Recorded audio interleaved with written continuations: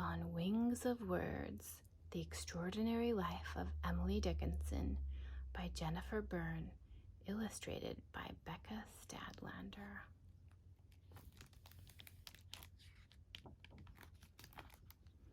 Soft moonlit snow draped the Dickinson house in white.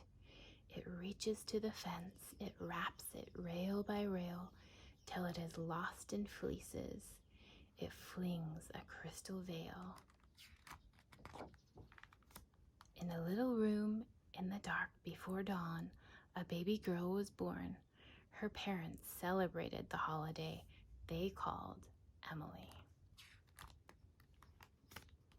Emily met the world and began to explore. To little Emily, every bird, every flower, every bee or breeze or slant of light seemed to speak to her.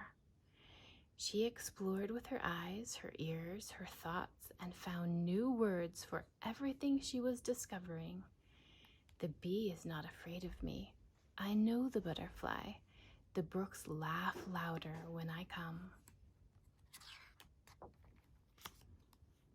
When thunder crashed and lightning flashed, Emily got scared and called it the fire. Emily adored her older brother, Austin. She said there was always such a hurrah wherever he was. She loved her school friends, who she said were a warmth as near as if the sun were shining in your hand. Every day, Emily's life rippled with new joys and swayed with new feelings. It was clear Emily was becoming a person in many ways like other people, only more so. Her happies were happier, her sads were sadder, her thoughts were deeper, her desires were stronger. And oh, there was so much that Emily loved. My heart grows light so fast that I could mount a grasshopper and gallop around the world and not fatigue him any.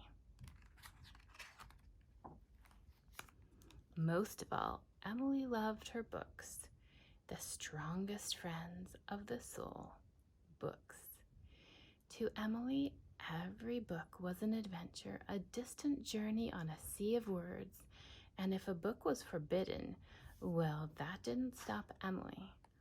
Like the book she wanted, that Austin smuggled into the house and hid inside the piano, Emily rushed it up to her room and read it in delicious secrecy. Every story she read at night by candlelight or in the garden's midday sun was a new passion, a ray of light. But there were shadows too. In the 1800s, sorrow was a daily companion. The sorrow of diseases incurable, accidents untreatable, and deaths too soon, too close. All this frightened Emily and flooded her mind with questions. Emily tried to find answers at home. She looked for answers at church. She looked for answers at school. But everywhere she looked, she was told to obey without asking, to believe without knowing why. So she began to put her faith in what she could see and understand. In the name of the bee and of the butterfly and of the breeze, amen. When her very religious school principal separated the class into hopers and no-hopers, Emily was put in the group without hope. Yet Emily did have hope, her own kind. Hope is a thing with feathers that perches in the soul and sings the tune without the words and never stops at all. So with her hope, she sought her truth. I am out with lanterns looking for myself. Then, like rays of sun breaking through the clouds, her thoughts and feelings started to come to her as words, new words, her own words.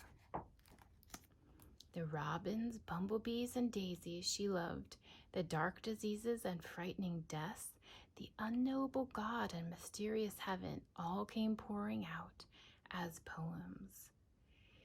Things are budding and springing and singing. Answers she couldn't find in other people, she started to find in herself. I have been dreaming a golden dream, with eyes all the while wide open. Her poems soothed her sadness, gave her strength, set her free. With the power of her words and the freedom of her imagination, she tasted spices in foreign lands and hid inside a flower. She leaned against the sun, dwelt in a house of possibilities, and rode a carriage to the ends of time. She became a bird, a worm, a ghost, a god, a beggar, a king, a somebody, a nobody. I'm nobody. Who are you? Are you nobody too? Then there's a pair of us. Don't tell, they'd banish us, you know. How dreary to be somebody, how public like a frog, to tell your name the livelong June to an admiring bog.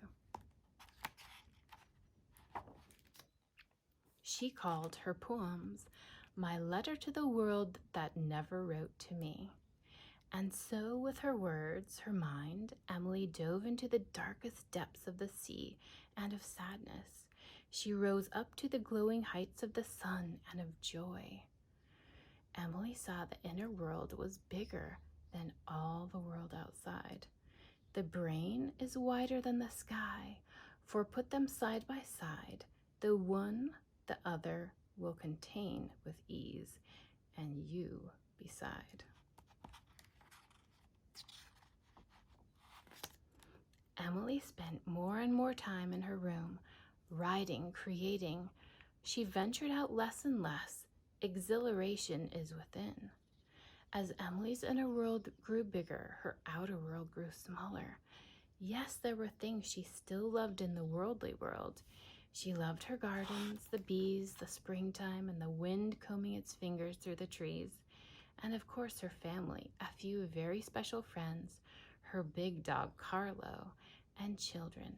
Emily always loved children, but most people she saw rarely or not at all. Emily began to dress in white, white like clouds, like the foam on a wave, white like a cocoon in her room from which butterflies were born, butterflies that were poems that flew with Emily on wings of words. People in the town said Emily was weird. Emily was strange, but Emily didn't care what they said of her. Her world was somewhere else. My country is truth. Emily never stopped writing, never stopped exploring. With every day and every poem, she saw more, discovered more, traveled deeper, soared higher for the rest of her life. On a Saturday in May 1886, Emily died, slipping into the eternity she had wondered about and written about all her life. Then something wonderful and amazing happened. Emily's sister, Vinnie, opened drawers, trunks, boxes, and closets and found hundreds and hundreds of Emily's poems, more than anyone ever imagined. Poems that, on the wings of Emily's words, flew out and away into the future and around the world. Today, almost every library, every bookstore, every school in every city, state, and country has Emily's poems. Emily's words, Emily's letters to each of us.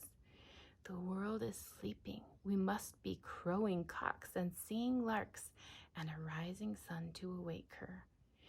And in those words, you can hear Emily's voice echoing through the years, speaking to you, to all of us who are brave enough to take pen in hand, to look deep and write what we discover. I dwell in possibility, a fairer house than prose, more numerous of windows, superior for doors, of visitors the fairest, for occupation this, the spreading wide my narrow hands, together paradise.